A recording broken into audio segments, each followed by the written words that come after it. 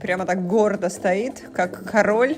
И надо сказать, что мозг осьминога не находится только в голове. 2/3 нейронов находятся в щупальцах.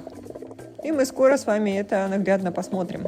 То есть каждое щупальце может самостоятельно принимать решения, двигаться, трогать, пробовать что-то на вкус без команды центрального мозга.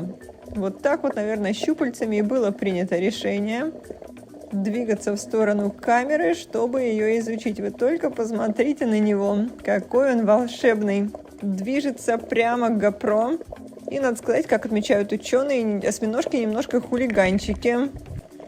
Вы посмотрите, что делает. Вот мы видим его мозг, щупальцы.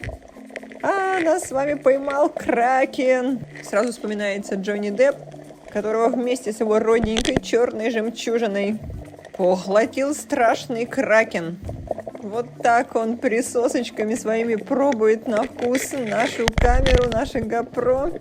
И я стала говорить о том, что да, осьминожки такие хулиганчики, поскольку учеными были зафиксированы случаи, когда осьминоги намеренно брызгали